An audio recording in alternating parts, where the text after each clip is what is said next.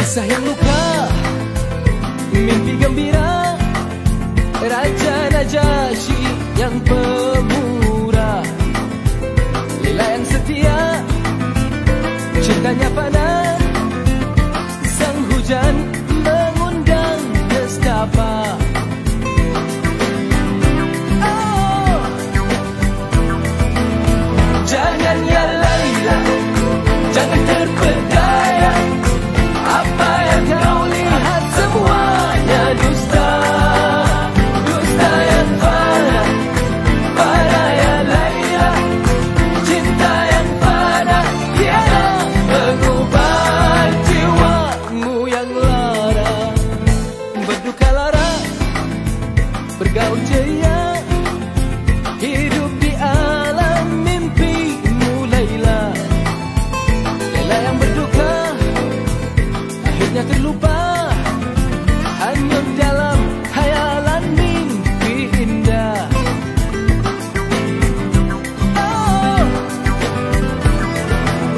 jangan ya Laila, jangan terpedaya.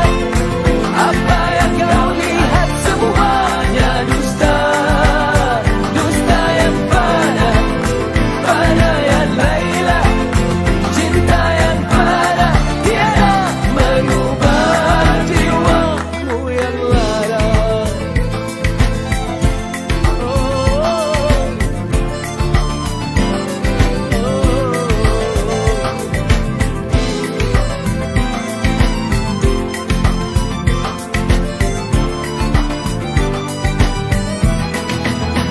اسمع يا ليلى، ابصر يا ليلى، سراب بقيعة تحسب النماء.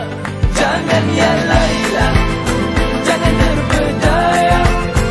Apa yang kau lihat semuanya dusta, dusta yang fana, fana ya Laila. Cinta yang fana tiada mengubah jiwamu yang lara. Kisah yang luka, mimpi gembira, Raja Najasyi yang pemurah, Laila yang setia, cintanya fana, sang hujan mengundang nestapa. Oh, jangan ya Laila, jangan terpedaya.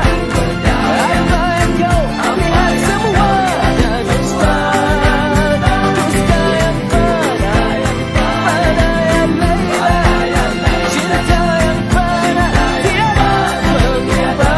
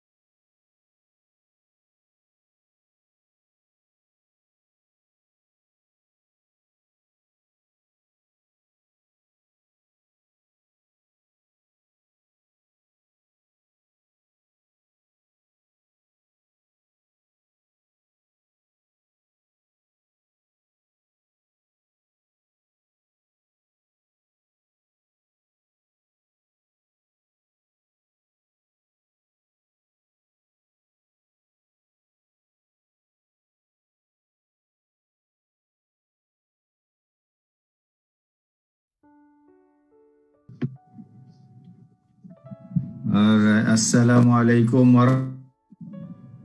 warahmatullahi wabarakatuh. Dan sejayaan. Pagi. Ni pagi. Alhamdulillah, syukur. Sini baru habis hujan Zuban. Sana macam mana? Okey, maintain. Alhamdulillah, hujan dah reda, rahmat dah turun. Alhamdulillah.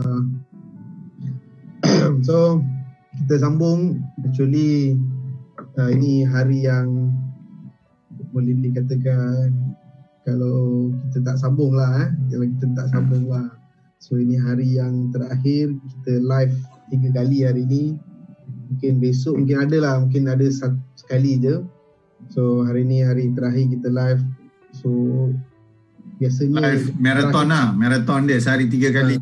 Macam semalam saya bagi tahu lah, biasanya yang terakhir ni kalau lumba lari ke, lumba bersikal ke, dia last lap tu, dia memang betul-betul pecut habis. Kalau dia corner, dia memang corner cecak lutut. Sama ada dia mati ataupun dia lepas. Level dia macam tu. So sama juga kita punya marathon hari ni, kita bawa orang yang betul-betul awesome, super power, full pack orang kata.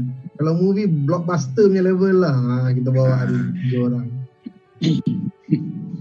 Okay, so make sure join 3 sesi dan yang paling penting bayar yuran yang kita orang minta. Apa yuran dia Suan? Yuran dia mahal loh, yuran dia. Share dekat 10 grup FB. Paling mahal yuran. Dekat 10 grup FB dan share dekat wall sendiri. Sebab kita nak ilmu yang mahal ni sampai kepada semua orang. Dan kita jadi pembina atau penghubung jambatan di antara ilmu ni, bukan hanya sampai kepada diri kita, malah kepada orang lain juga di luar sana. So kat bawah tu ada butang share, tolong share. Dan lagi best, dekat ruang komen tag nama orang-orang yang kita nak dia bersama-sama dalam live ni. Juga bersama-sama kita dekat syurga nanti. Wow. Tag orang tu juga.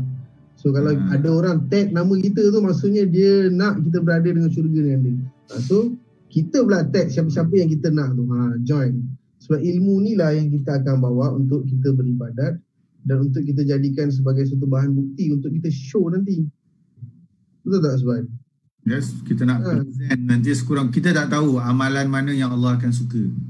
Dalam hidup kita ni kita buat macam-macam, kita tak tahu mana satu yang akan dipilih untuk jadi sebab kita masuk ke syurga.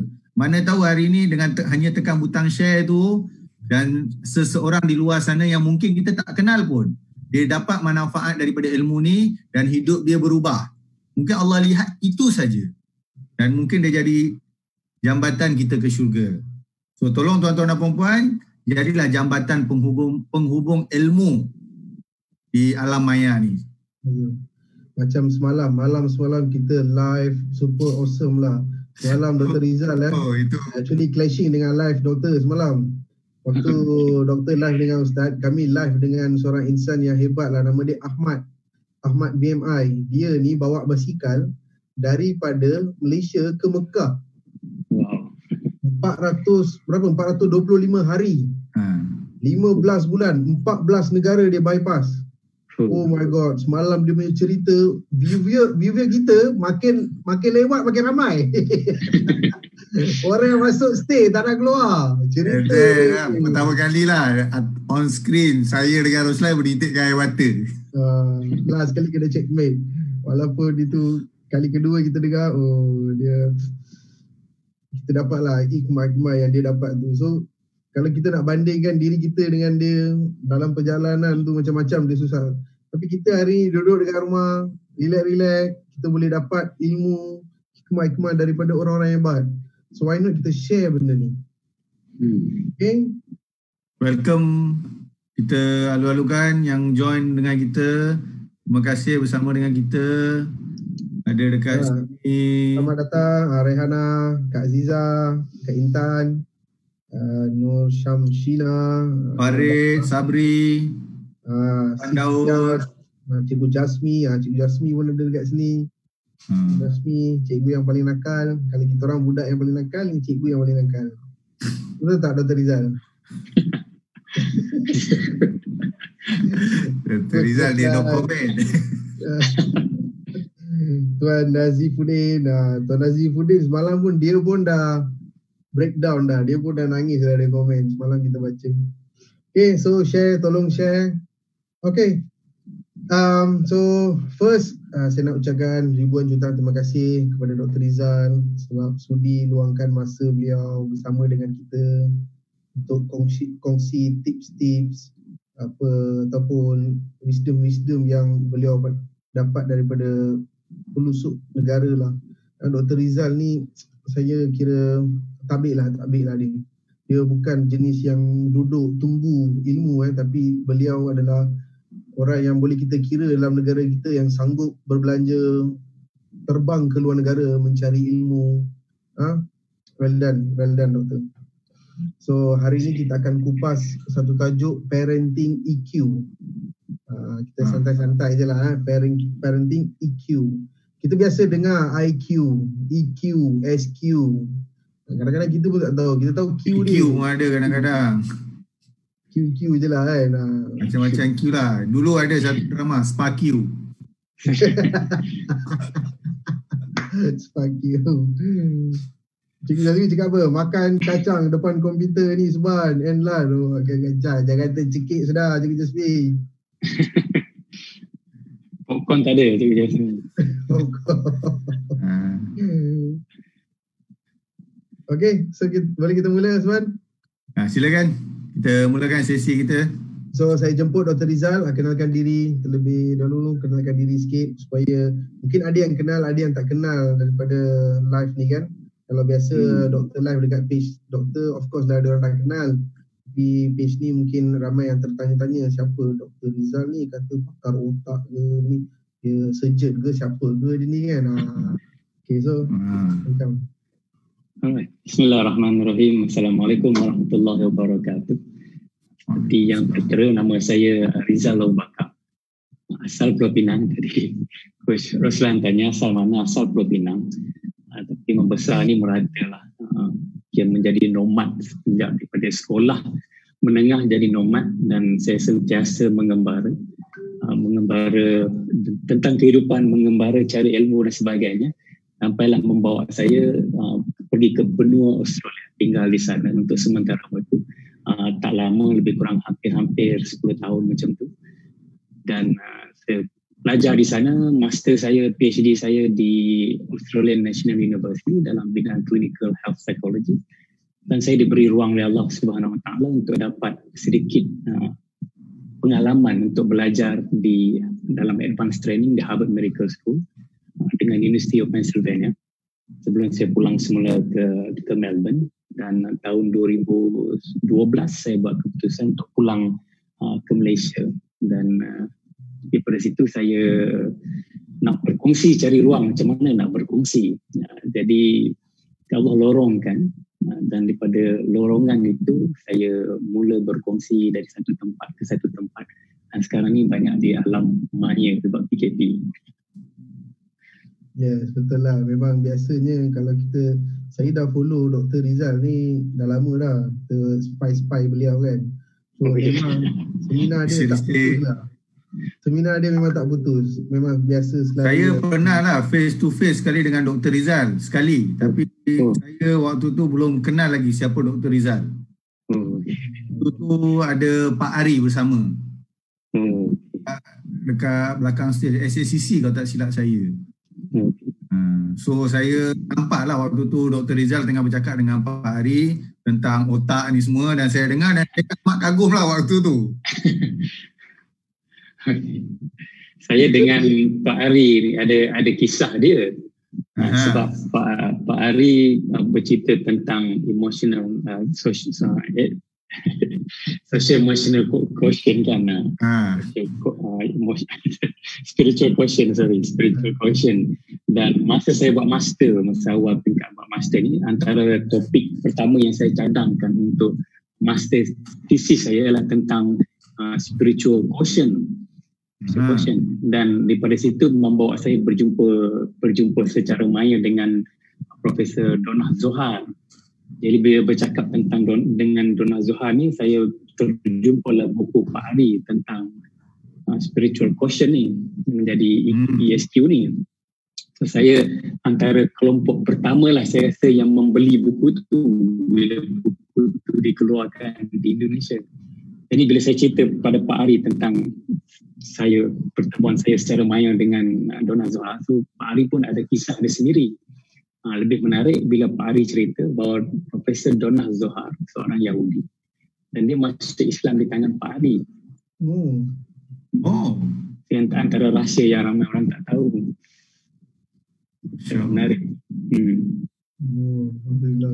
Hari ni tengok baru mula je kita dah dapat dah satu dua wisdom dia. Okay, actually Dr. Rizal, kita punya viewers dah 2 hari dah. Diorang dah tertanya-tanya sebab waktu kita live dengan Dr. Amir Aris, last kali dia ada bagi satu cerita yang mana dia kagum dengan seorang lah. So, waktu tu dia dengan dalam perjalanan dari kelas ke nak pergi kelas haji nak pergi kelas. So waktu tu berlaku satu soal jawab dan last sekali saudara beliau orang tu jawab lah, why not saya wakafkan diri saya kepada masyarakat. So then perkataan itulah yang dikeluarkan oleh, dikatakan dia adalah Dr. Rizal Abu Bakar. So waktu tu kita dah macam insan hebat, kita memang nak so, apa turning point? Dok, saya difahamkan doktor duduk luar negara dulu kan? Ya. So apa yang menyebabkan doktor balik ke Malaysia ni sebenarnya? Right.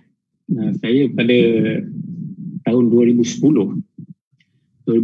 saya secara tak sengaja ada satu channel news di Australia pada waktu itu di Canberra. Dia buat liputan tentang projek PhD saya. Dan di sana, kalau kita di sini pukul 8 malam berita utama 8 malam, tapi di sana dia berita utama dia pukul 6 petang. Jadi dia orang datang dan interview saya tentang projek saya. Dan kebetulan di Canberra pada waktu itu saya seorang saja yang buat projek macam tu. Jadi bila saya masuk TV, jadi glamour lah masuk TV kan. Student pula, PhD pula, bukan orang kulit putih, kita kulit dinding putih dah kita kan. Orang sama warna ni. Lepas bila masuk jadi glamour, so saya waktu tu saya bekerja sebagai sleep scientist di Canberra Sleep Lab. Dan ramai orang telefon, saya dalam masa sama tengah rekrut orang untuk saya punya research untuk PhD. Jadi ramai orang call dan sebagainya. Dan 2 hari selepas tu saya dapat email dari Harvard Medical School menjemput saya untuk buat perkongsian di Harvard Medical School. Waktu saya berada di Australian National University, waktu tu dia universiti nombor 1 di Australia dan dia ada link lah dengan Harvard dan sebagainya. Dan bila dapat, saya memang macam antara percaya tak percaya. Dan saya tunjuk pada kawan saya, betul ke? Dia kata betul. Dan saya tunjuk pada supervisor saya, dia kata you have to go. Dan kebetulan di Canberra Sleep Lab saya tu, owner dia ada second supervisor saya, dia yang sponsor duit untuk saya berada kat sana nanti kan, tampung daripada apa yang Harvard bagi. Jadi bila nak pergi waktu tu, Subhan dengan Khususlan, Indonesia baru kena bom dengan peristiwa Bali bombing. Dan perbicaraan Bali bombing tu masih berlaku. Dan peperangan melawan terorisme tu masih kuat. Dan ketika saya sampaikan hasrat saya pada Jabatan Kerajaan Malaysia dekat situ, kata saya nak pergi ke Harvard, saya nak pergi ke US. Kalau dia orang tengok saya dan kata, jangan pergi. Kalau you pergi, you kena tangkap, dihantar ke Guantanamo Bay, kami tak dapat apa-apa. Cannot do anything. Jadi saya hati berbunga-bunga, sebelah takut, sebelah berbunga, sebelah takut, sebelah bunga. Kita nak pergi, tak pergi. Jadi saya kata, apa salah saya try apply for visa. Ini cerita ni, bila saya apply visa je, saya dah rasa panas sampai meleleh peluk ni. Luar biasa. Saya kena pergi, nak apply visa kena pergi dari Canberra pergi ke Sydney. Sydney ni ada bangunan 18 tingkat. Masuk bawah je, kita mohon online dulu, dapat surat semua, baru boleh pergi. Bila sampai di bawah ni, ground floor nak masuk, security dah ada. Dia dah check lah, kena masuk yang metal detector tu, macam dekat airport tu, dia dah check. Lepas tu je, dia bogelkan kita, tinggal underwear je. Itulah kali pertama saya rasa macam diri saya Superman waktu tu. Cuma tak ada sayap kat belakang je. Dan dia check lah apa semua, lepas okey, kita pakai baju balik, dia bawa naik ke tingkat 3. Nak naik ke tingkat 3 tu, ada 2 security yang dia punya lengan dia ni sama besar paha kita. Duduk kiri kanan dengan semi automatic machine gun dekat sebelah ni. Dia yang bawa kita pergi ke lift, dia yang tekan, lift terbuka, seorang masuk, kita masuk dan seorang masuk kemudian. Naik tingkat 3. Sampai keluar tingkat 3 tu, masih ada metal detector, kena scan sekali lagi. Scan sekali lagi untuk kali kedua, jadi Superman saya. Untuk kali kedua. Saya baik tak pakai underwear macam Piramli kan. Pakai boxer, selamat sikit. Kalau tidak kena buka juga tu. Habis kan. Dia tengok pun pengsan. Dia check semua dokumen, tak ada perubahan. Daripada bawah ke atas tak ada jumpa siapa pun. Tapi masih, dia punya tight security dia masih macam tu. Dah habis tu dibawa ke tingkat 8 pula. Tingkat 8 masih sama, 2 security masih follow. Sampai tingkat 8 ni, dia yang security tu, dia nak lepas pintu, mesti scan mata dia. Scan mata, baru pintu buka. Dan pintu tu, Subhan dengan Roslan, bukan pintu biasa, pintu tu pintu bapak tebal macam ni. Macam yang kita tengok dalam movie bank punya simpan duit kan, bilik kebal macam tu. Dahsyat gila. Dan masuk dalam bilik tu, ruang tu, dia ada 3 ruang yang berbeza untuk interview. Satu ruang interview pertama, lepas tu habis interview kedua, habis interview ketiga. Masuk pertama interview, soalan yang pertama yang tanya saya pasal janggut. Tak ada kena-mengena pun nak pergi US. Tanya berapa lama you simpan janggut? Panjang janggut you sampai ke tahap mana? Kan? Semua macam tu. Dan lepas tu tanyalah sikit pasal benda-benda lain apa semua. Pergi tempat kedua, lagi detail tanya. Dan semua bersekitar tentang soalan-soalan macam tu. Ceramah agama siapa pernah pergi, siapa yang you suka, Islamic punya speakers yang you suka, why you suka dia, something like that. Dah habis sampai ketiga, saya balik ke Canberra tu rasa macam tak dapat lah tu ni. Betul-betul sebulan tak ada cerita pun, sebulan senyap. Masuk bulan kedua tunggu sampai surat dan dia bagi tahu lulus visa. Dan dia bagi visa 10 tahun. Bila dia bagi visa 10 tahun, saya duk fikir ni visa ke penjara 10 tahun? Visa ke Guantanamo 10 tahun? Dan isteri saya pun tak apa siap waktu itu, dan saya kata kat isteri saya dah dapat visa dan saya nak pergi. Tanya dia macam mana? Okey ke tak? Dia kata pergilah. Kata kalau Allah dah janjikan tempat tu untuk kita. Kalau kita dihantar ke Guantanamo Bay, you are the next Nelson Mandela. Dia kata maybe. You know what I'm saying? Dia nak pergi ni dekat Canberra, airport Canberra. Masa nak berlepas tu, tunggu nak masuk ke dalam, saya beritahu kat anak saya panggil Hafiz, come here.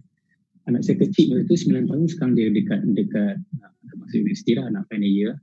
Dia kata, look Hafiz, if I don't come back, Hafiz, please call Tok Wen. Tok Wen tu Tok Wan lah, dia cakap Melayu.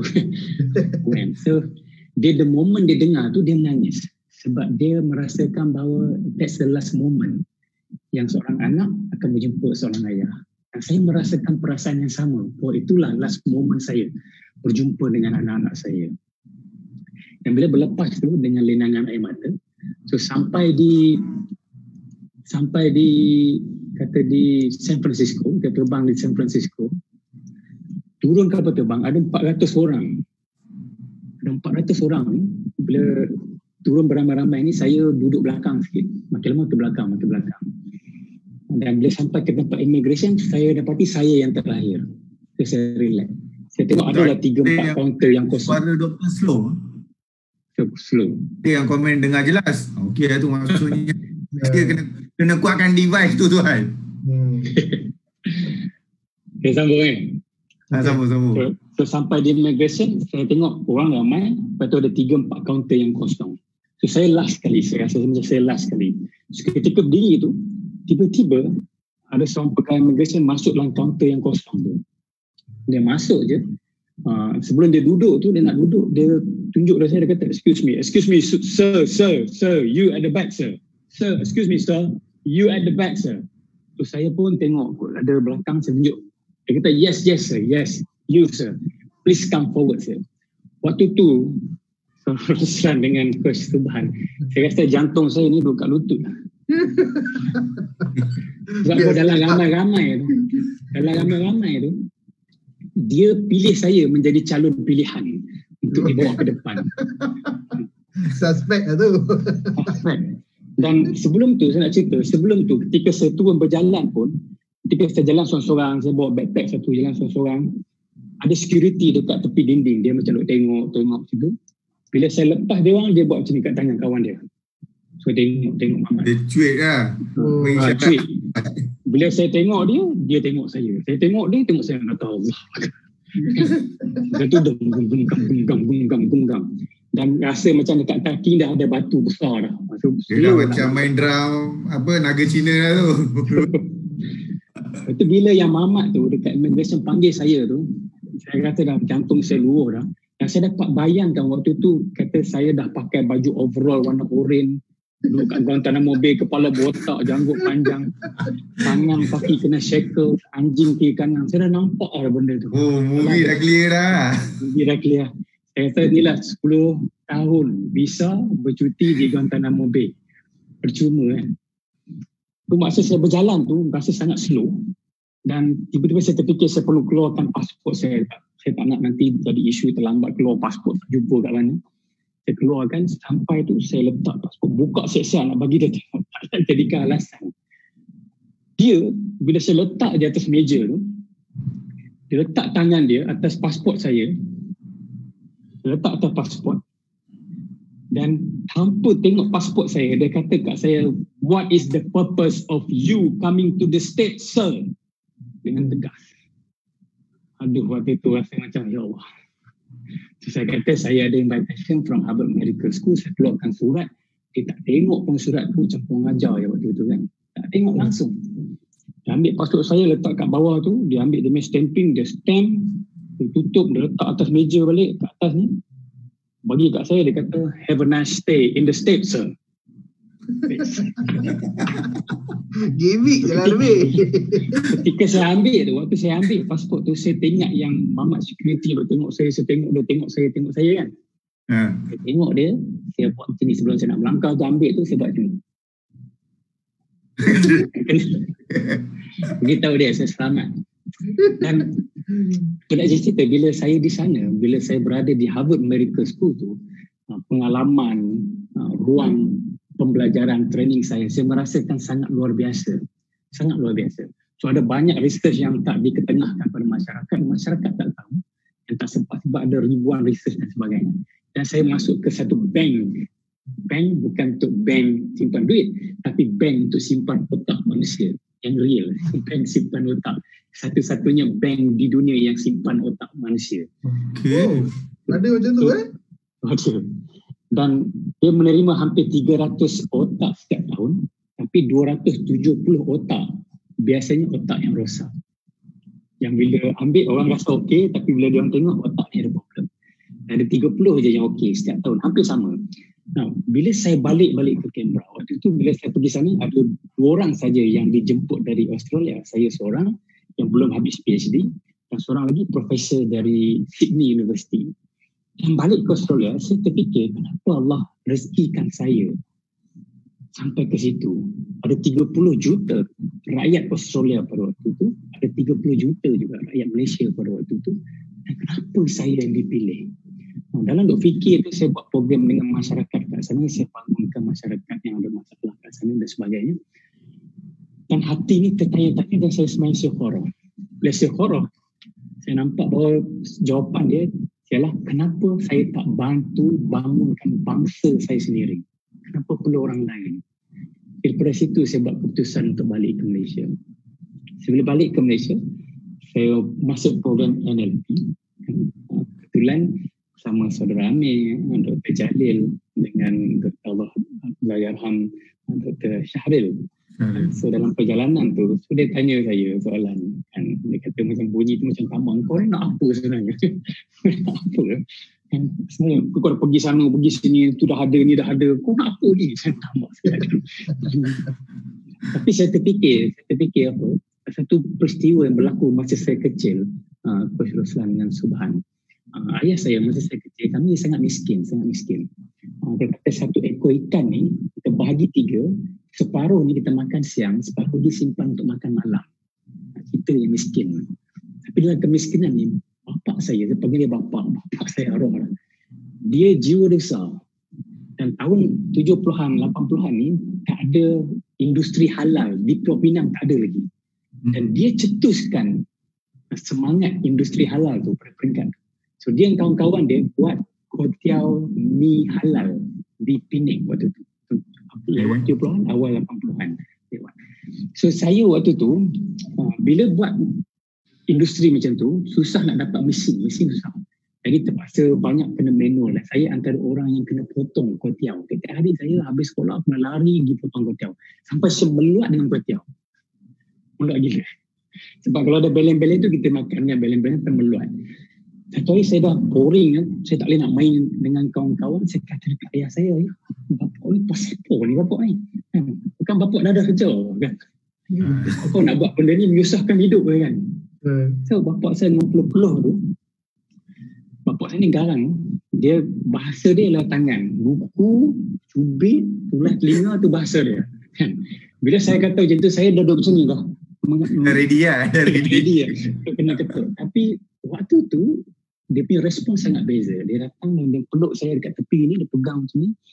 Dia kata, bapak buat ni untuk ummah, dia kata. Untuk ummah. Saya pun untuk ummah lah, ummah ke rumah ke apa. Dia tak faham waktu tu. Tapi semasa yang saya semayang Istiqoroh tu, untuk saya balik ke Malaysia tu, waktu tu lah saya macam seolah macam terdengar-dengar, terjumpa perkataan tu, orang bercakap tentang ummah lah dan sebagainya. Dan ketika Saudara Amir tanya pada saya melihat bapak saya, dia korbankan diri dia, masa dia untuk buat benda tu. Dan saya terfikir, itu saya kata kat Saudara Amir, salahkah kalau aku balik ni untuk wakafkan diri untuk ummah? Itu cerita dia. To relate story dia tu, sambungan dia.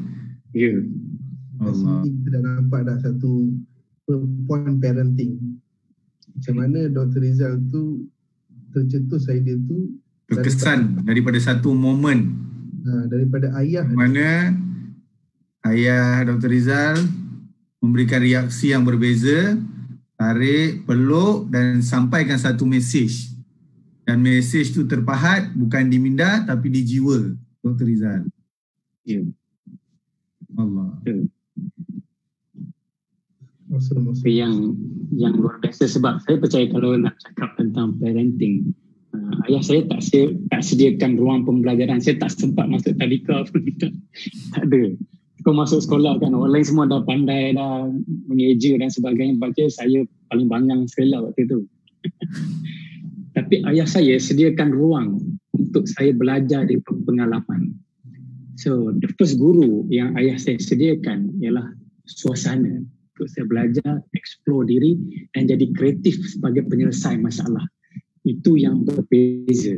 Walaupun saya ketinggalan waktu itu dalam pelajaran, tak faham, tak tahu, tak kerti baca, tapi dalam periksa saya dapat nombor 2, dalam periksa saya dapat nombor 3. Walaupun saya masuk sebagai orang yang buta huruf, tapi tak buta perut, buta huruf je. Sebab tu dah, bila point saya ialah environment is very important dalam konteks neuroscience pada hari ini. Dalam konteks pendidikan anak-anak, mak ayah lah menjadi penyedia untuk mengubah gene expression melalui apa? Melalui environment yang disediakan. Bukan environment di luar, tapi environment di dalam ni.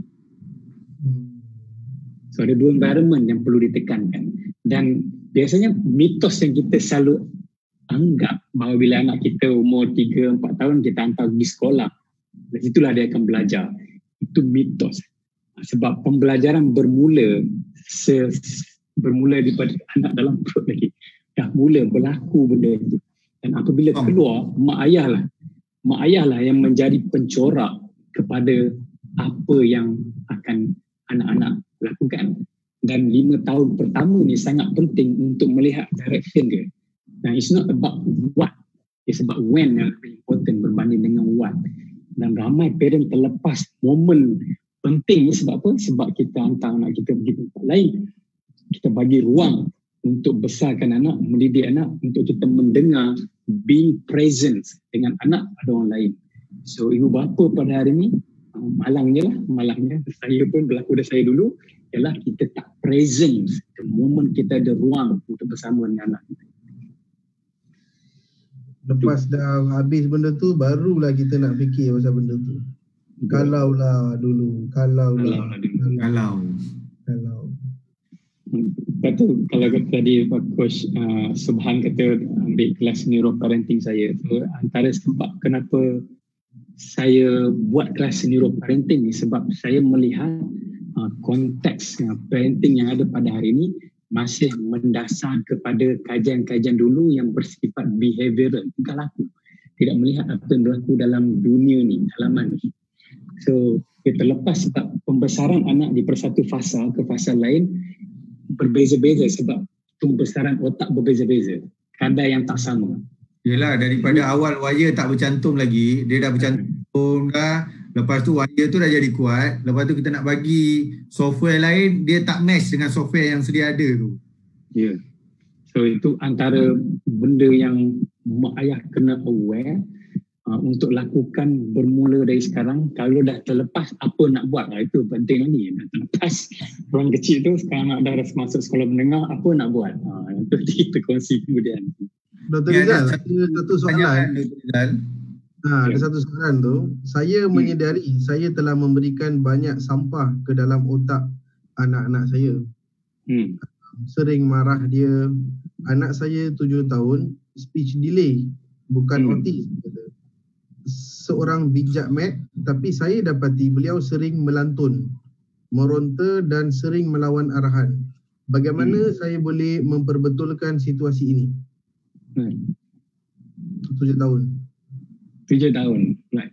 So, dengan anak tuan-tuan dan perempuan, kira sikit beza anak lelaki dan perempuan, tapi saya nak fokuskan dalam konteks umum untuk anak.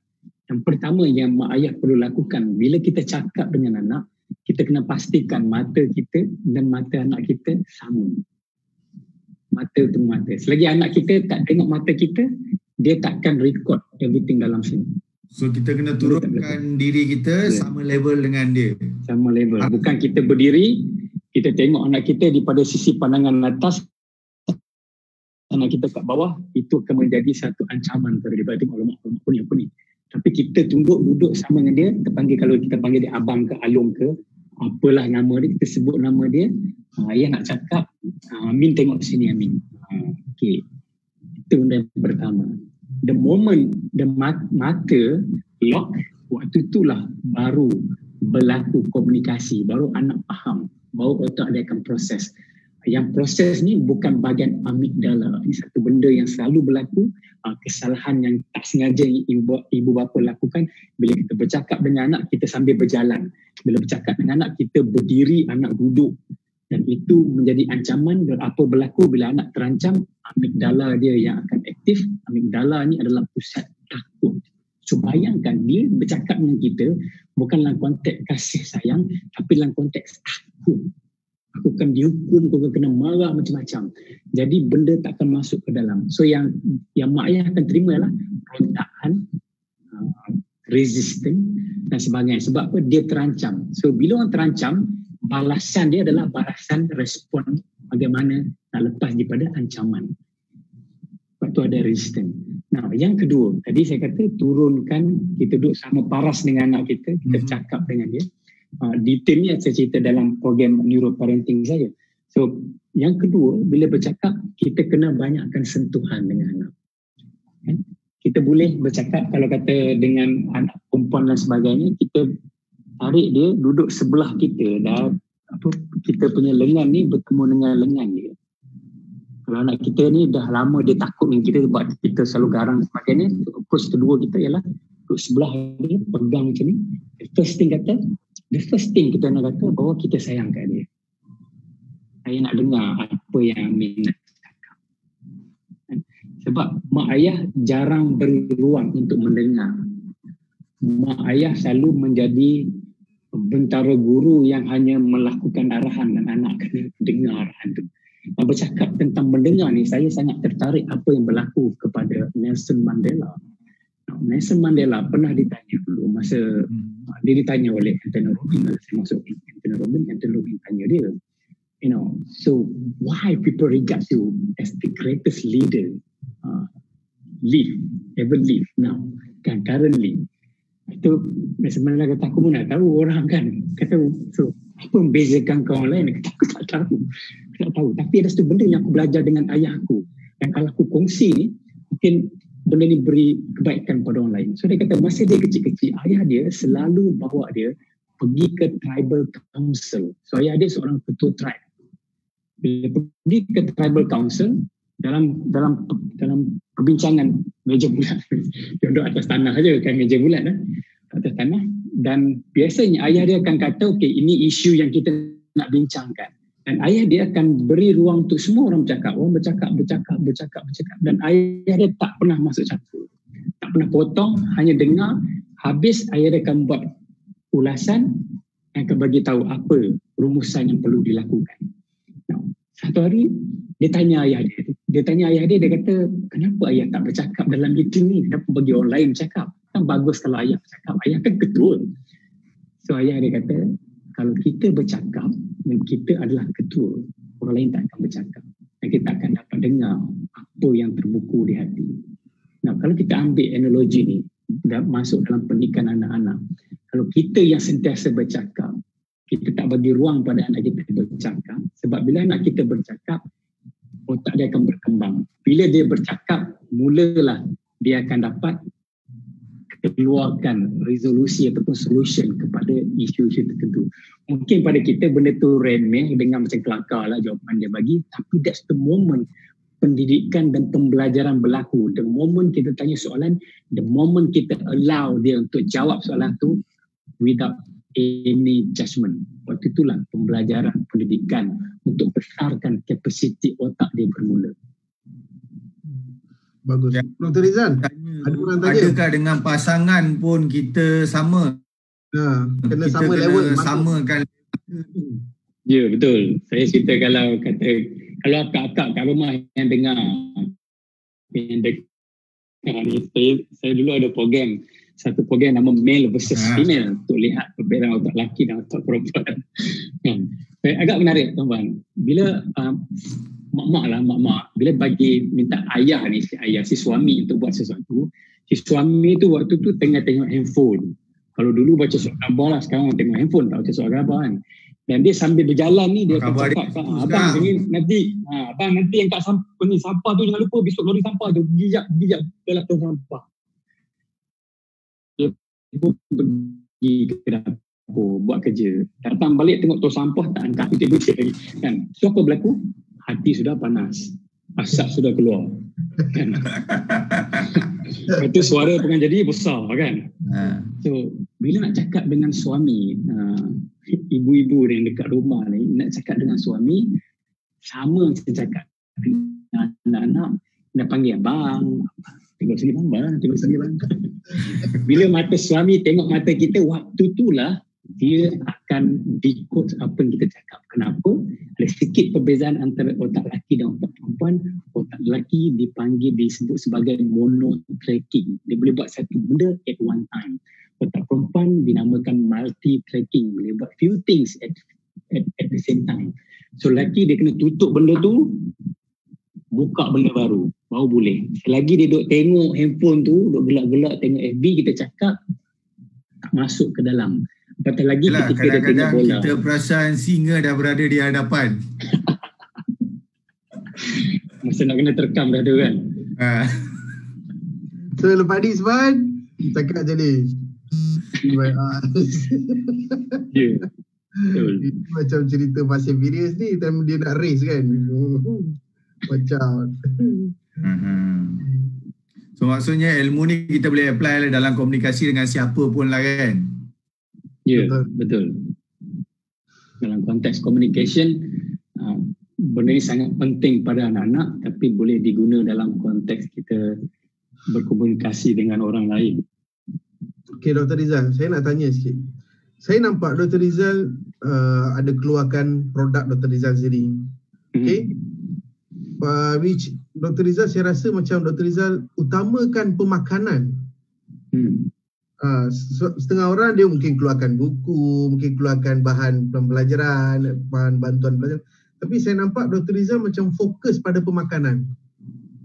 Dan banyaknya sharing Dr. Rizal selalu cerita pasal nenas dan belimbing lah, itulah inilah kan. Pemakanan lah. So saya nampak macam benda tu sangat penting bagi otak ke. So boleh Dr. Rizal explain sikit kenapa Dr. Rizal utamakan benda tu sampai terdetik untuk keluarkan produk, dan kenapa, apa kesan dia? Okey, Apa pentingnya benda-benda ni kepada anak-anak? Okey. So masa saya di Melbourne dan masa saya pergi ke Harvard tu, saya bekerja dan penelitian saya banyak dan melibatkan brain imaging ataupun scan otak manusia. Jadi kita melihat apa yang berlaku dalam otak manusia menggunakan satu mesin yang dinamakan SPECT. Bukan fMRI, bukan MRI, tapi mesin nama SPECT waktu itu. Dan apa yang berlaku, bila kita lihat tempat saya kerja tu, dia melakukan satu research yang tak diterbitkan.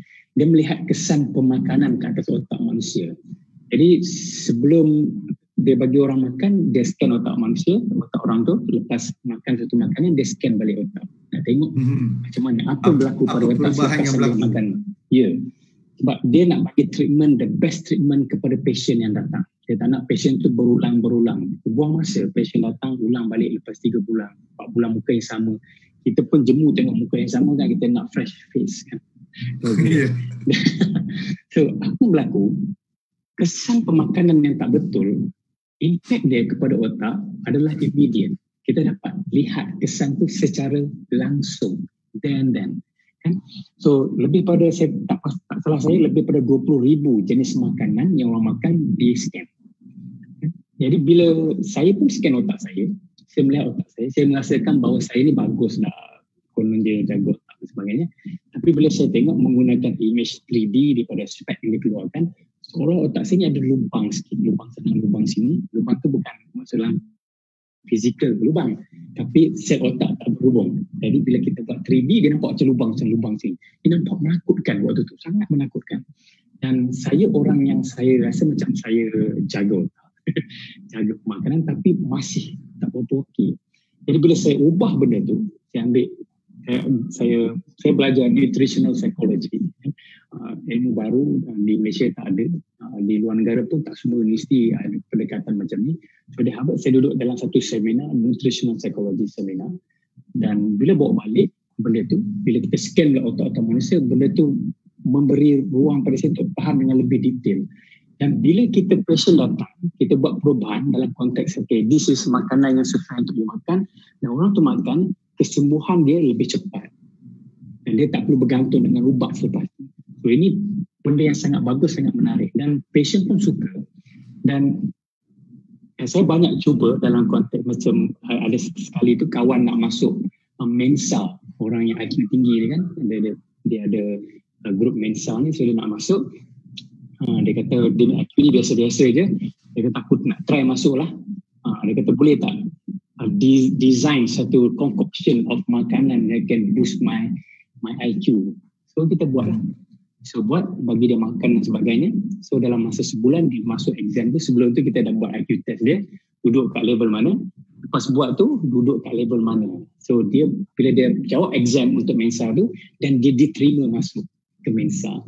So, dan bila kita tengok benda-benda aspek macam ni, makanan beri kesan buruk atau baik, kenapa kita tak fokus pada kesan baik pada diri kita? Kan? Sebab otak ni kita nak pakai lama, dan otak tak ada spare part. Tak ada spare part. Kita pakai, tak ada jual. Ginjal boleh agak ganti-ganti, jantung boleh agak ganti-ganti, otak tak ada. Kalau rosak lah. Masih boleh dibaiki, tapi jalan cerita dia panjang. Jadi bila saya buat perubahan tu, bila 2012 saya balik ke Malaysia, anak saya tak perasan waktu tu, anak saya nombor 2 kena duduk UPSR. Dan yang nombor 1 kena duduk PMR waktu tu.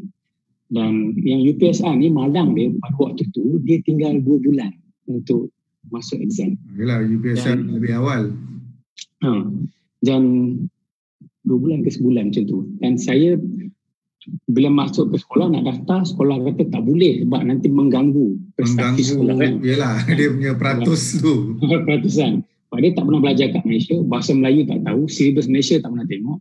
Memang resipi untuk gagal tu memang 100% lah, saya percaya. Yang pergi sekolah pun cikgu kata macam tu, you akan fail, you gonna fail. Kan, cikgu kata fail. So anak saya ni, tiap hari balik sekolah dia menangis. Satu hari dia kata kat saya, dia kata, Dad, this is all your fault, Dad. You brought us back was only for us to suffer. Bila dia kata macam tu, baru saya sedar yang saya tak buat sesuatu untuk anak saya. Saya kata tak apalah, saya cari private tutor, cikgu-cikgu yang boleh mengajar anak saya secara private. Bila jumpa cikgu ni, cikgu tu lah dan sebagainya, tak ada seorang cikgu pun nak. Bila saya kata anak saya tak pernah cakap bahasa Melayu, tak pernah belajar kat Malaysia, so, tinggal lagi sebulan kat saya waktu tu, tinggal lagi sebulan nak exam, dia kata orang percaya orang lain. Kalau dia ambil anak saya fail, orang kata, tu belajar dengan cikgu tu lah, itu. Menjejaskan reputasi kan. Menjejaskan reputasi. Saya pun pergilah pusat tuition. Naiklah pusat tuition ni selalu kat atas. Tingkat 3 lah, tingkat 2. Panjat lah kita. Naik ke atas semua tak boleh. Pusat tuition nak terima, cikgu tak nak. Last saya kata kat anak saya, tak apa. So I learn about brain, so let me design and devise something for you guys. So saya mula keluarkan buat produk makanan yang boleh enhance anak saya punya brain performance for that reason. Dan saya pun mula buat program skill untuk dia. So anak saya yang tak pernah belajar kat Malaysia, masa ada sebulan waktu tu, duduk UPSR, tak tahu bahasa Melayu, dan dia dapat 1A. Yang lain semua B. Cikgu kata dia akan dapat semua F. Kan? So abang dia, PMR, lagi dahsyat, tingkatan 1 kena belajar, tingkatan 2 kena belajar, tingkatan 3 pun kena belajar. Dalam masa yang singkat tu 4-5 bulan tu, tak salah saya, abang dia dapat straight A. Jadi orang mula tanya, so you buat apa dengan anak you? Woi, you buat apa dengan anak you? Sini. Apa yang berlaku? Tak buat apa, kata, saya kau bagi anak kau makan, kau bagi anak kau makan. Macam ni. Kata kalau kau ada ilmu, kau sembunyi ilmu, mati masuk neraka dan mati masuk neraka. You good Waktu itulah saya terlintas dalam kepala saya, kenapa saya tak boleh kongsi benda ni kan. Jadi saya tak buat pun, saya packing sendiri dan sebagainya, bagi pada kawan anak-anak saya. Datang rumah saya bagi minum balik lah, bagi berapa bungkus balik. Dan budak-budak ni, bila saya tanya anak-anak saya, dia ni dapat periksa nombor apa biasanya? Biasanya dapat nombor 28, nombor 29, daripada 35, 40 orang belajar kan.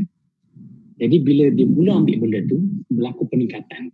Belajar sama je, berlaku peningkatan, dapat nombor 3, dapat nombor 2. Nombor 1 tak boleh sebab anak saya duduk nombor 1. Dia tak boleh lawan Tokey lah kan.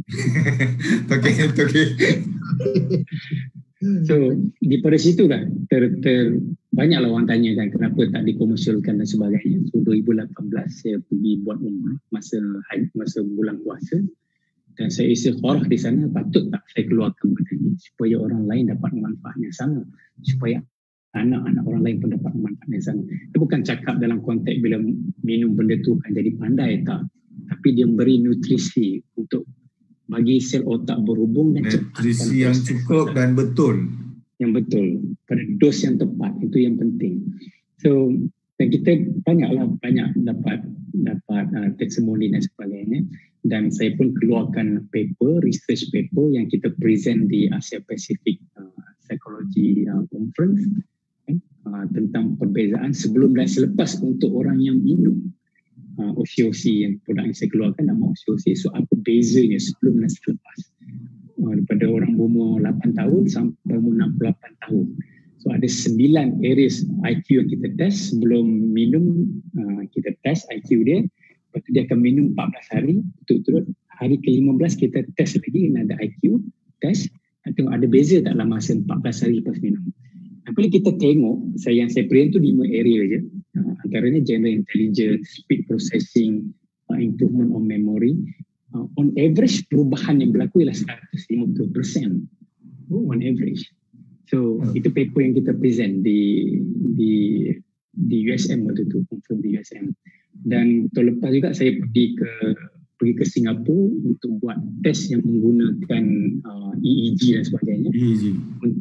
Untuk melihat berlaku tak perubahan gelombang otak bila orang minum benda ni. So dan saya gunakan waktu itu gunakan international punya participants lah. Dari kat Singapura kan ada dari Brazil lah, daripada Indonesia lah, daripada China dan sebagainya untuk test dan benda tu. Dan kita dapat lihat bila kita bandingkan dengan produk lain, perubahan dalam konteks gelombang alfa ni berlaku dengan cepat the moment after orang tu minum produk yang saya namakan OC-OC. Itu beza. Itulah ceritanya. Dan kenapa benda itu penting sangat. Sebagai contoh, Tuan Subhan dengan Tuan Ruslan, pagi-pagi anak pergi sekolah. Dia pergi sekolah dan dia perlukan kapasiti otak berada pada keadaan yang terbaik waktu itu. Sebab dia nak absorb semua ilmu masuk dalam kepala. Dan dia perlukan otak dibekalkan dengan nutrisi yang bagus.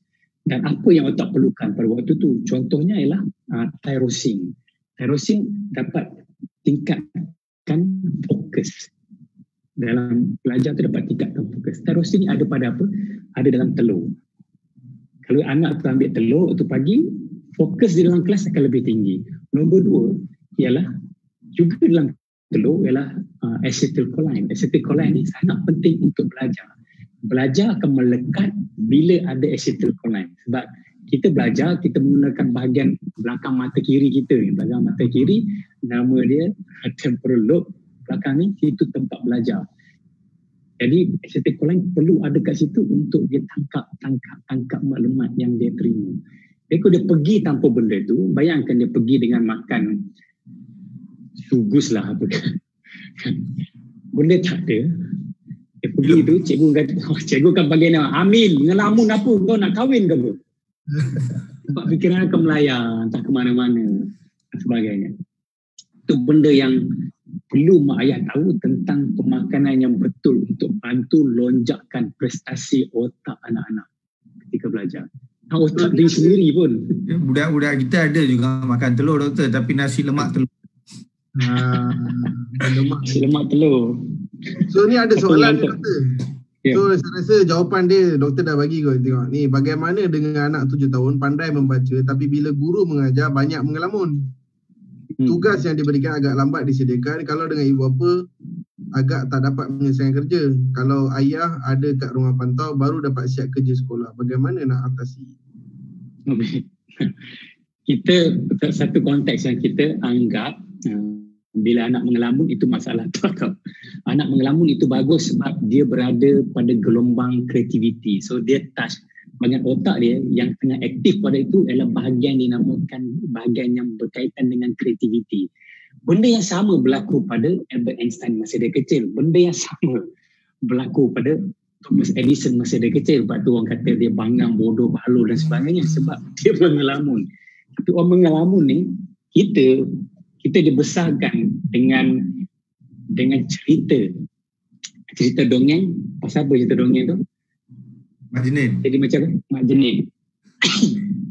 Selalu sebut tentang angan-angan Mak Jenin. So angan-angan Mak Jenin ni dibawa masuk dalam ke kepala kita ni oleh penjajah supaya kita tak jadi kreatif, kita tak dibenarkan untuk mengelamun. Sedangkan mind wandering dalam konteks neuroscience is one of the most powerful thing.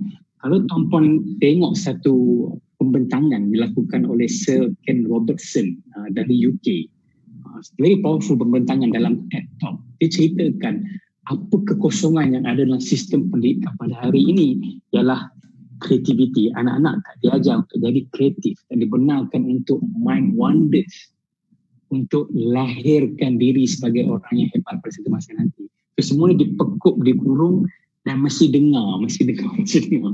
Cuma kadang-kadang kita menggunakan teknik yang salah untuk berurusan dengan orang yang berada pada mode kreatif. Sebab tu wavelength tak sama. Jadi ada friction. Kita nak buat robot lah ni, doktor. Ya. Manusia robot lah kita sekarang tengah buat.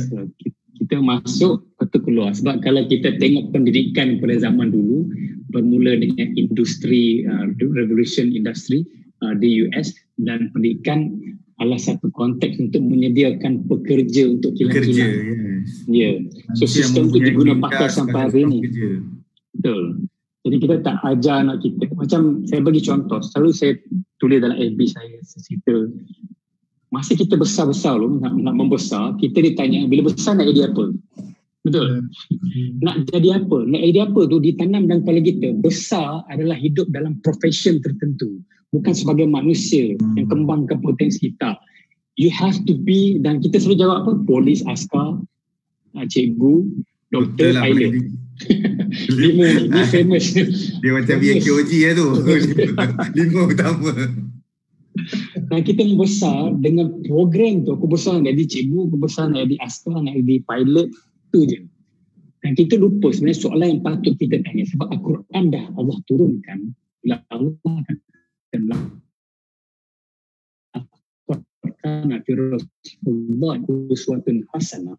Al-Quran adalah NLP pun ada modeling. So kita besar, patut kita tanya pada anak kita, besar ni nak modelkan siapa? Nak jadi macam siapa? Itu yang lebih penting. Sebab nak jadi macam siapa, dia akan dapat lihat orang tu dengan mata kepala dia. Dapat tengok apa yang orang tu buat, dan dapat ikut untuk jejaki apa yang orang tu buat. Rather than nak jadi apa. Sebab kita tak terkongkong dalam minda sebagai seorang pekerja, tapi sebagai seorang manusia. Boleh? Right. Ni ada lagi satu soalan ni. Anak saya tak suka aktiviti berulang seperti latihan menulis, latihan membaca berusia 6 tahun. Percakapan dia pun ayat tunggang langgang. How to encourage him to excite more with learning process yang berulang. Right. So saya tunjuk PowerPoint ni dulu. Boleh ya saya tunjuk kongsi PowerPoint ni sekejap? Boleh? Alright. So kalau tengok sini tuan-tuan, boleh nampak? Boleh nampak? Boleh. Boleh ya? Boleh nampak? Ini jenis-jenis permainan yang anak-anak main. Jenis-jenis permainan. Jalan tak? Yang berbeza dengan kita. Zaman kita macam ni lah. Tapi zaman anak membesar berbeza kan. Ni main guli. Betul? Ingat ni, main ni ingat tak main-main ni? Kat ni sangkut-sangkut kepala. Sangkut-sangkut kepala. Now, kita nampak permainan ni contohnya, macam benda ni simple kan, macam tak apa cerdik dan sebagainya, tapi dia mengajar anak pada waktu itu untuk berfikir secara kreatif dalam konteks matching, warna, pakaian, bila dan sebagainya.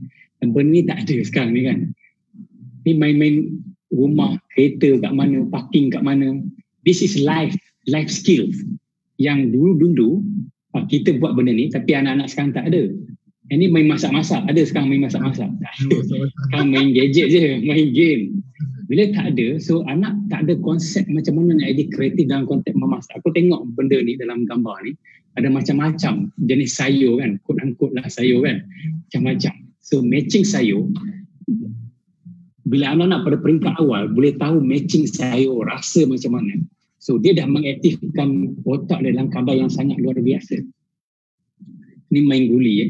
Kita tahu. Ni main tarik. Nampak je simple lah tarik ni. Tarik apa ni? Nampak je simple. Tapi perlukan skill menarik. Yang ni namakan strength test kan. Anak menggunakan kekuatan untuk tarik, dan it's very important. Now, benda macam ni, balancing. Very good untuk medulla oblongata otak anak kan. Bahagian otak anak. Tapi dah tak berlaku sekarang. Main lompat-lompat. Lompat tinggi dan sebagainya. Nah, dan benda yang sangat tak berlaku sekarang ialah kita bagi anak kita main toys, dan kita tak bagi dia exploration dengan having adventurous life, pergi masuk hutan dan sebagainya. Itu yang saya buat. Nak jawab soalan puan tadi, so anak kita perlukan break. Otak kita setiap 20 minit perlukan break. Kita perlukan break. So bagi anak keluar dan masuk balik. So anak saya boleh exam. Saya pesan pada ibu bapa, parent yang datang program saya, waktu exam, habis satu exam, nak masuk exam kedua, anak-anak keluar pada Dewan Peperiksaan. So ada pergi makan lah, ada pergi sembang kawan-kawan. Saya tetap bagi anak tu berjalan. nak pusing court ke, dalam dewan punya court ke, ataupun kat mana, pusing.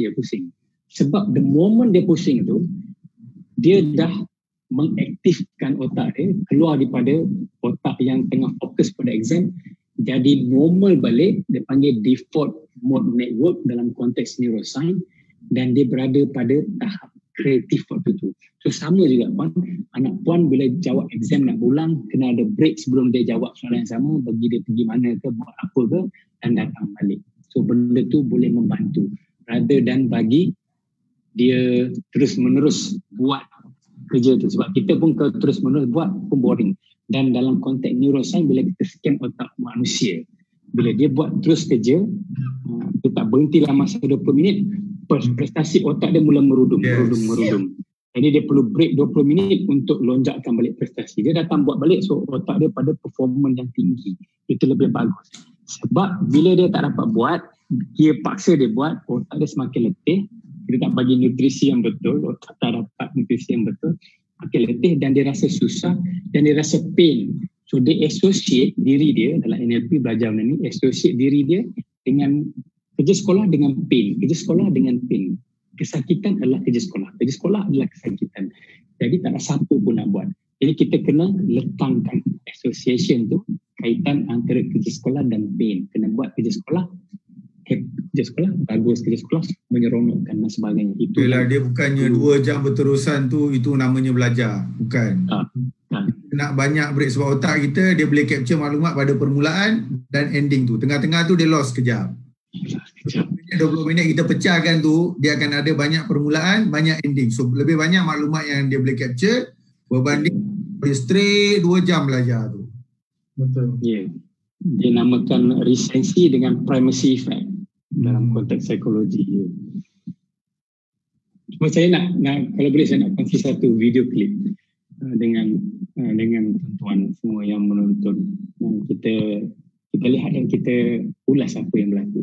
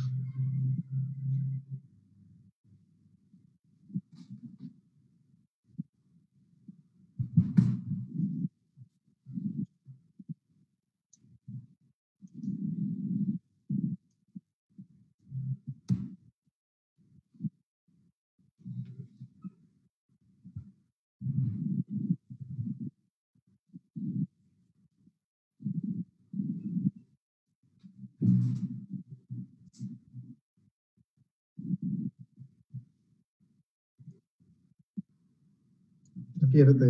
Okey. Ya.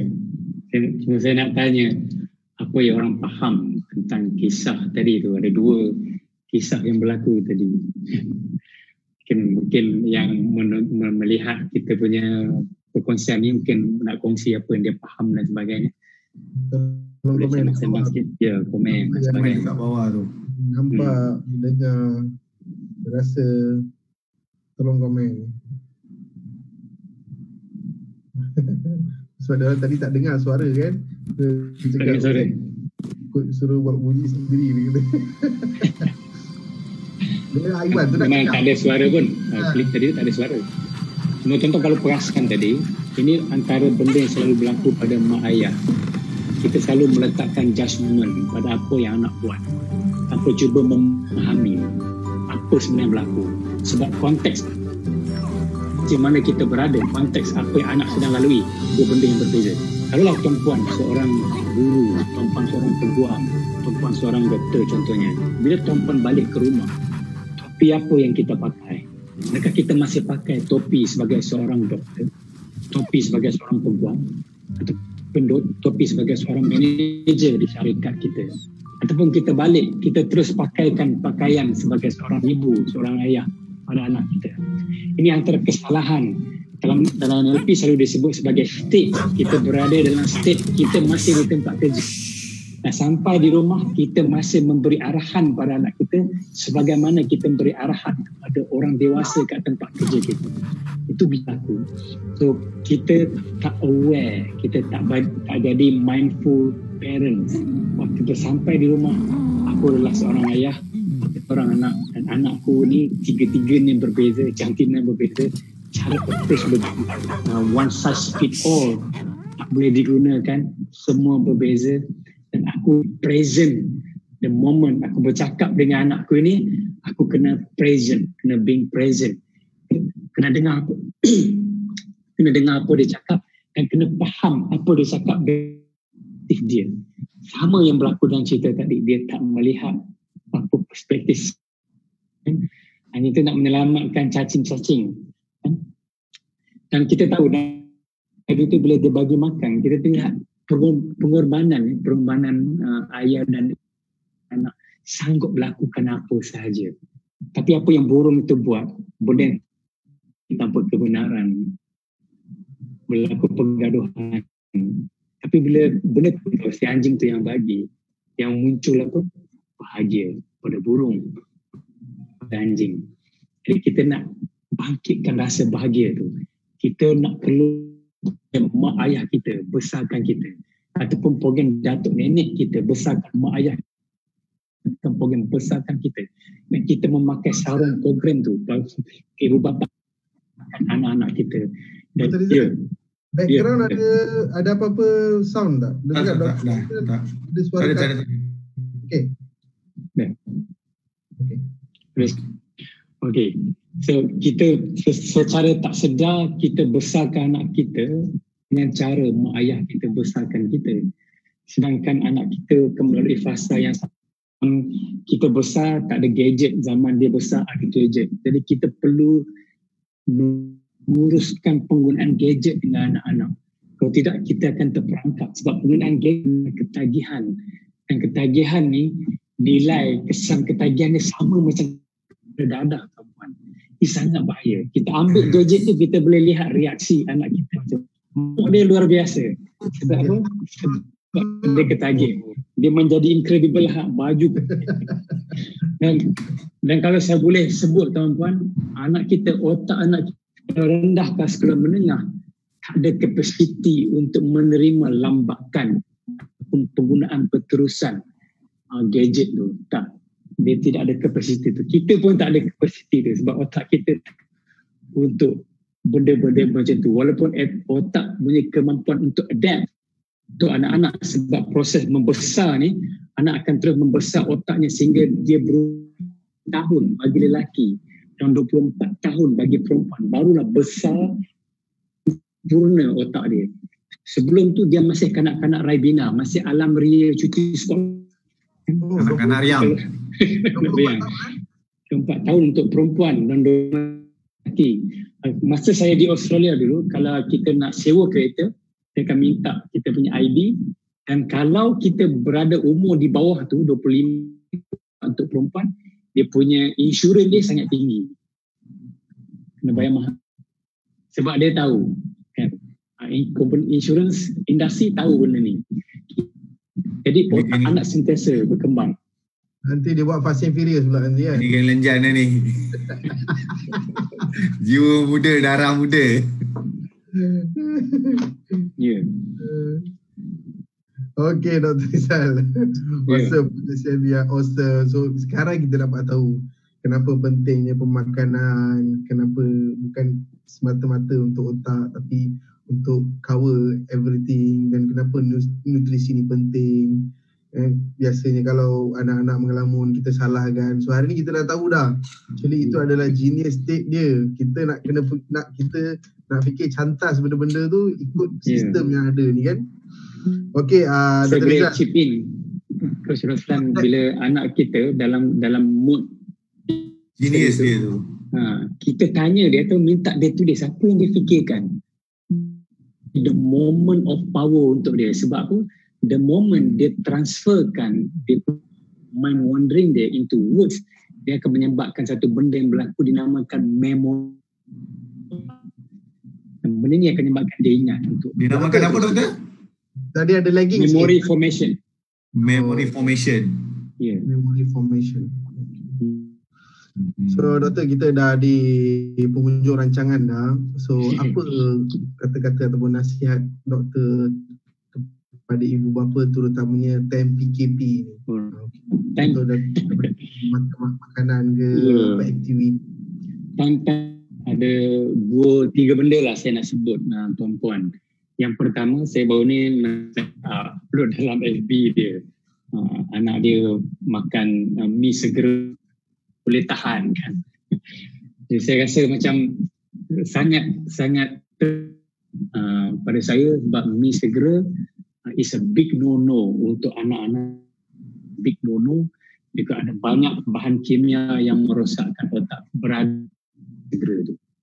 Jadi jaga pemakanan anak-anak, nak jaga macam mana perempuan kalau boleh banyakkan benda-benda daripada sumber natural. Benda tu bagus sangat. Clean food ya doktor? Clean food. Ya, yeah. Clean food, orang kata real food dan sebagainya, benda sangat bagus. Anak-anak nak jajan dengan kacang-kacang dan sebagainya, itu lebih bagus berbanding benda lain. Jajan dengan buah-buah itu lebih bagus. Dan yang nombor 2, itu berkaitan dengan kreativiti. Kan, so lah buat apa-apa. Dulu kalau kita lah nak besar dulu, kita ambil tepung mak kita lah, kita rembat tepung buat macam lah kan. Ayah kita punya kayu dia simpan baik, nak buat apa kita rembat, ketuk-ketuk lah, buat macam-macam. Itu kena lihat. Kita buat kita punya kita punya design ni kan powerful untuk kita, bantu kita untuk membesar. Tapi dunia pada hari ni, benda itu berlaku pada anak-anak. Jadi mak ayah sediakan ruang tu untuk anak berkarya dan aktiviti. Kan? Sebab this is Islam pun kata benda sama, hampir sama.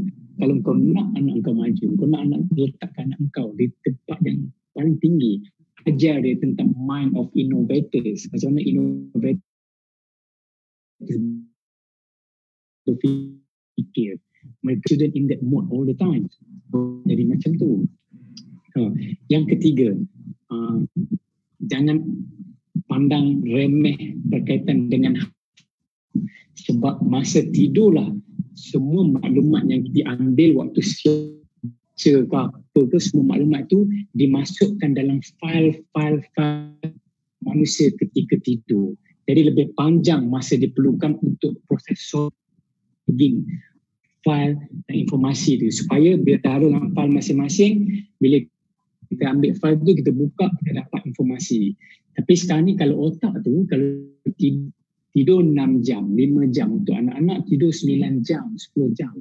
Bila tak berlaku dengan sempurna, dia akan mengganggu proses pembentukan memori tu. Bahasa neuroscience dinamakan memory consolidation. Jadi penting sangat ni untuk mak ayah lakukan. Dan satu lagi, untuk mak ayah, untuk parenting is not about anak-anak. Parenting is about us. Bagaimana kita new knowledge, new skills, new technology kepada anak-anak kita. Dia berubah dan kita juga perlu masukkan dalam diri kita upgrade firmware dan software kita supaya kita dapat jalankan program parenting kita sesuai dengan sistem berfikir manusia. Itu je. Yes, thank you Dr. Rizal. Bukan Doktor, 3 tapi dia bagi 4. Powerful, full pack. dia ada satu bonus doktor. Dia orang pergi tanya. Statement Dr. Rizal pasal kuali non-stick tu betul ke? Kuali non-stick. Kuali non-stick. Statement Dr. Rizal pasal kuali non-stick tu betul ke Dr. Rizal? Ada yang pergi tanya. KKM ada mengeluarkan garis panduan macam mana nak pilih benda tu. So garis dah dikeluarkan oleh KKM. Boleh rujuk Dah ada garis panduan oleh KKM. ada garis panduan. Dalam research pun boleh tengok dalam website American Cancer Society. Pasal baca dah boleh faham. Saya tak silap dulu Persatuan Pengguna Pulau Pinang ada keluar satu booklet juga pasal kuali non-stick ni juga. Ya, banyak kali dah keluar. Banyak kali dah keluar. Senang je doktor. Mana senang kita jalan je. Buruk tak buruk macam Maggie lah. Senang 2 minit siap. Senang 2 minit siap bagi anak. Tak berada kan? Okay doktor, thank you so much. Thank you so much. Tips-tips yang powerful. So bagi siapa yang nak perkongsian, yang nak tengok sharing-sharing doktor, bolehlah dekat Facebook. Ni dekat gambar Dr. Rizal tu dah ada dah Facebook dia. Dan kalau yang nak dapatkan produk Dr. Rizal tu, saya tadi tengok ramai ejen-ejen beliau ada komen tadi dalam komen-komen tu. So boleh dapat melalui diorang. Betul doktor? Ya, betul. Okay, so insyaAllah kita jumpa jam 5.30 pagi. 5.30 pagi. Oh, jauh tu pergi. Pagi Dia hari-hari. dah tahu dah tu 5.30 pagi. Tak sabar momentum Ramadan dia. 5.30 pagi kan. Dia 5.30 pagi pula. Dan 5.30 petang kita bersama dengan guru public speaking Nusantara kita, Datuk Roslan. So insyaAllah kita akan bersama dengan beliau. Tajuk dia mendidik anak masa kini lah, new norm. So insyaAllah jumpa jam 5.30 petang nanti. Okay Seban. Alright, insyaAllah itu saja tuan-tuan dan puan-puan. Sehingga berjumpa lagi. Assalamualaikum warahmatullahi wabarakatuh dan salam kejayaan.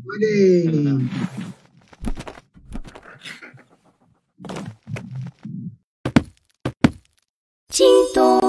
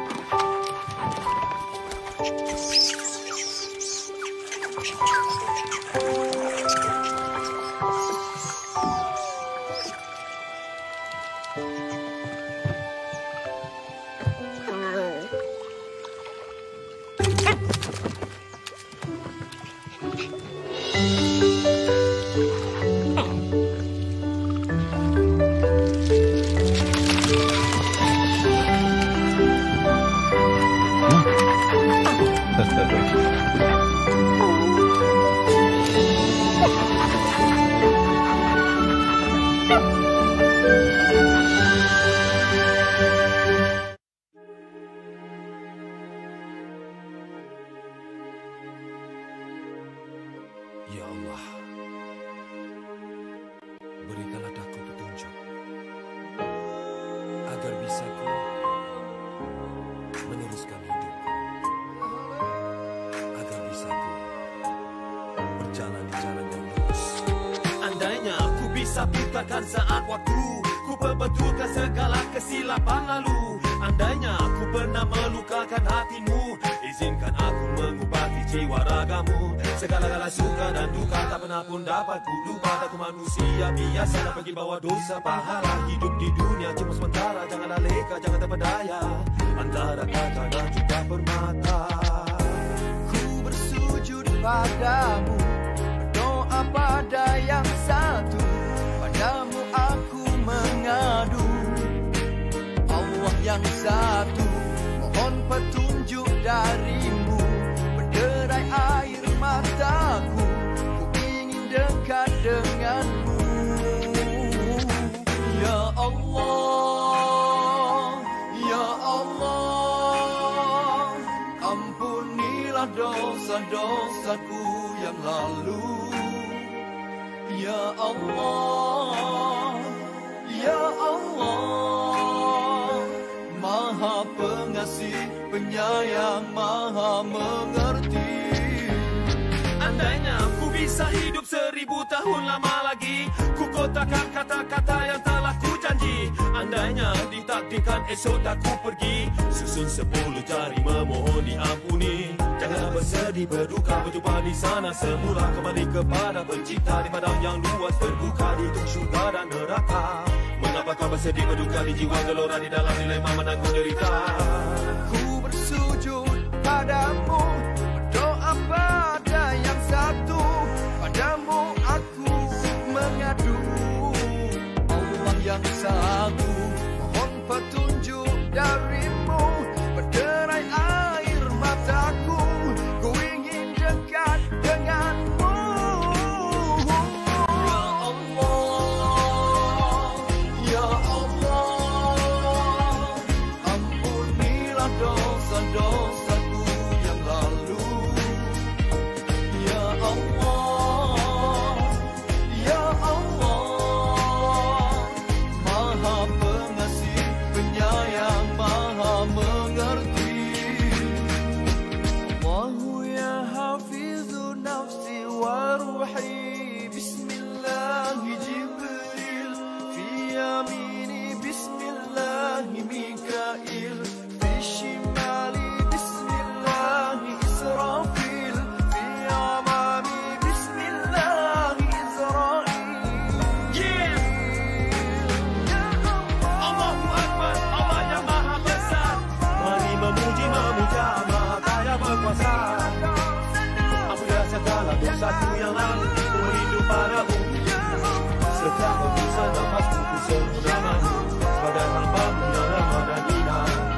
Terangkanlah jalanku yang penuh berliku, ku berdoa padamu, dekatkan diriku denganmu dengan jiwaku ke jalan yang satu.